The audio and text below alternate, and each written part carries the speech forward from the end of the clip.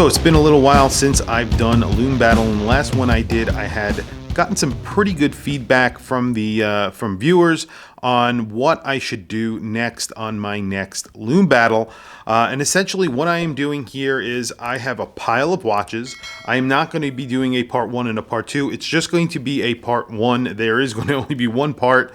I have some major watches. I have some micro brands, so major brands, micro brands. We have a Mido here. We have a Panerai, Luminor, Carbotech. We have my Seiko SBDC061, the staple of my Lume comparisons. And then I have my Chopard. This actually has some pretty good Lume on here. Very, very new watch to my collection. Also, the Mido, very, very new as that Chopard. So we'll take a look at that. Foreign SWC, I have some clear ideas of who are going to be pretty far ahead here than all of the rest on the table. Obviously, Zelos going to be very strong. This is the black tip.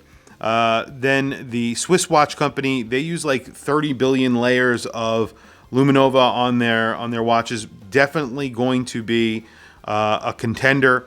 Then there is Wicked Watch Company. that has some incredible Lume on it. Will it beat out that Swiss watch company? I don't know. Foreign SWC, a fully loomed dial. This thing is insane. It has a ton of bezels loomed. It's insane. Hemel, another loomed dial. The bezels loomed. Lots of lume there as well. And then we have some others that could be wild cards. Like I said, you do get that Chopard. It might have a good amount of lume. You have the Panerai. Could be pretty good. And then the Borealis. Borealis do put a lot of lume on their watches, so let's see. And then we have Christopher Ward. Now, the Christopher Ward C65 chronograph review is coming soon on this. I absolutely fell in love with this watch and immediately went to their website to buy one. Then I throttled myself because I always do that. Just an incredible watch. I'm not sure this is going to be a Lume contender for this video, but I figure I have a Christopher Ward here. I might as well include it. So there you have it. So what I'm going to do is I'm going to shut off the lights. I'm going to charge these watches. I'm going to charge them all for the exact amount of time from a single light source. Then after they are charged, I'm going to come back and give you my initial impressions of what the Lume looks like immediately after they have been charged. Then I'm going to do a time lapse. We're going to go 20 minutes into the future to check out how it's going. And then after that, we'll go another 10 minutes. And then after that 10 minutes, if there are watches that are still hanging in there, we will continue, and I don't know how far that will go, but we'll see. And what I'll do is watches that I don't think are hanging with the other watches, I'm going to remove them from the table. If I feel like they are hanging in there and they're doing a really good job, they will actually continue on to the next level. Essentially, that's it, and it's going to be sort of time lapse. So I'll not just cut to the next moment. I will actually speed up the video so that we get to the next segment. So, okay, shutting off the lights, charging the watches. I'll see you guys in a second. Okay, so immediate standouts. Obviously, on this table, there are, from my eyes, at least 3 immediate standouts. And then there's a couple that don't stand out that well. The Foreign SWC. It looks like it's gas powered. That's pretty incredible. The Hemel. The Hemel is bright.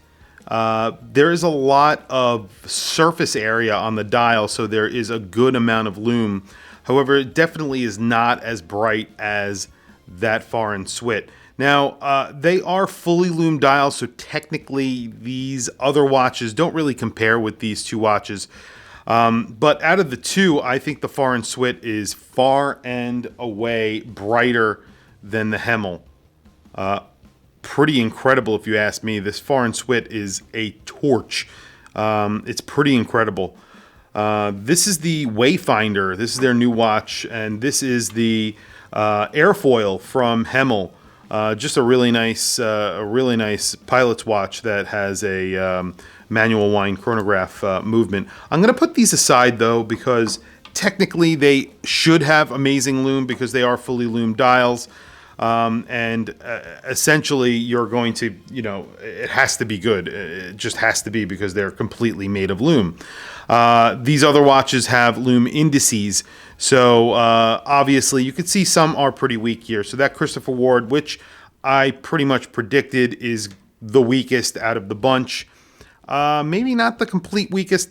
There is also the Mido. This is really actually piss poor, I would say. The hands are pretty good, and that little pip is not bad, but everything else is pretty dim. I didn't expect much from the Swatch Group. They don't really do a good job when it comes to lume. So you could see not very good on this Mido. So that's the Ocean Star Tribute. I love that watch though. It's so cool. And the like I said, the Christopher Ward, not really meant to be a lume monster, but it is technically a diving sort of inspired chronograph. It should have a little bit better lume. So on the table right now, what we're going to do is we're going to do a little bit of a 20-minute time lapse, I guess, right? So right now, what's standing out to me as the brightest, actually the Borealis looks really good, as I mentioned. It's probably not the brightest on the table. Panerai really holding its own, but still not the brightest. I think the three brightest that I see right now are not the one that you would expect. The Zelos is definitely not the brightest on the table. This Zelos, since it does not have a lume bezel, does not win hands down, or is not even in the I think in contention for being a winner. It's between this, the SWC, definitely. If there was a lume bezel on here, but this is a field watch, so it's not really fair. And then, of course, the Lume Bright is always the brightest. It's just really bright. And then, of course, the Wicked Watchco. Wow, it's just so bright. This is just a pretty impressive and very incredible package that you're getting for the price on these watches. So I will leave the other watches here. Even the Chopard is holding its own when compared to some of the other brands that were on this table. But I will leave it here, and we're going to do, I'm going to fast forward 18 minutes because I've been talking for a little while just to get a good idea. And then we will check back in essentially 20 minutes and see how the watches are actually holding up.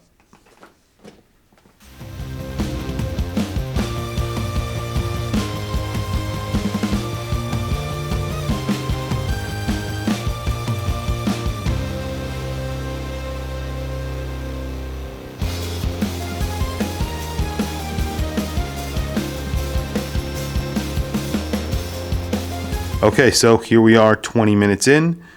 It's actually a little bit over 20 minutes in, and you can see I think we actually have a pretty clear winner here through just the 20 minutes.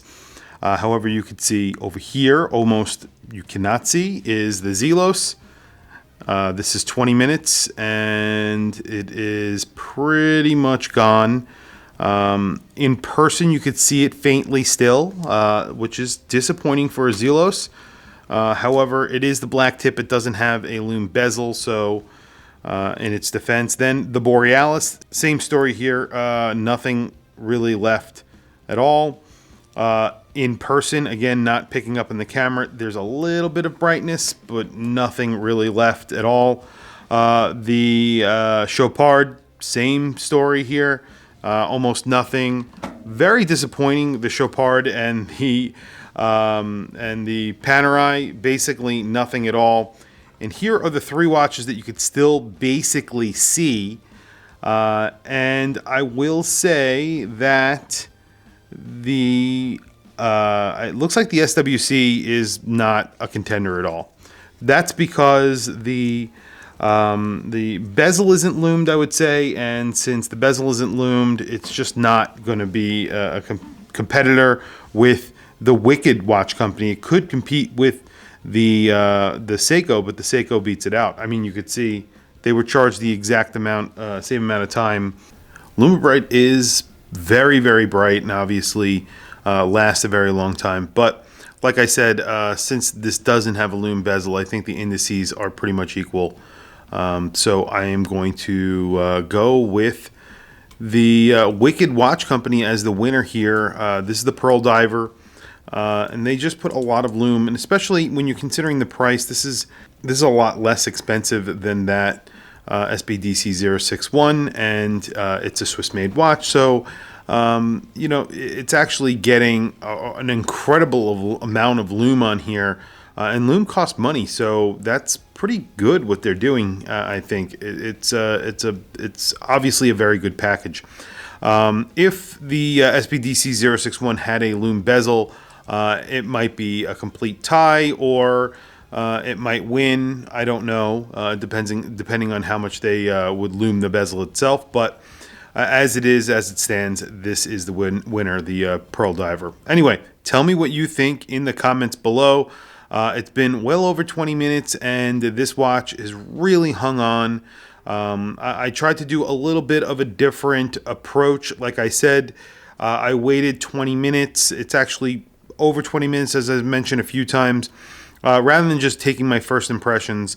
However, it sort of works with the first impressions, because those watches that didn't really have a very bright lume right at the beginning, the lume wasn't very bright, didn't have the longevity anyway, so most of those did not last. The only one that did last was the Foreign Swit, and the Foreign Swit is even is gone away. You could still see the indices, but it's still not as bright as this Pearl Diver from Wicked Watch Company. Definitely, I think the clear winner here.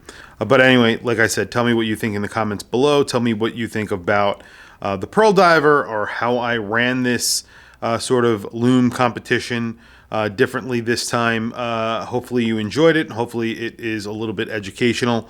But tell me what you think in the comments below. Please also don't forget to like, subscribe, hit that bell icon. It's super helpful for the channel, and I very much appreciate it. Follow me on Instagram. My Instagram is WatchChrisBlog, and I will catch you guys in the next video.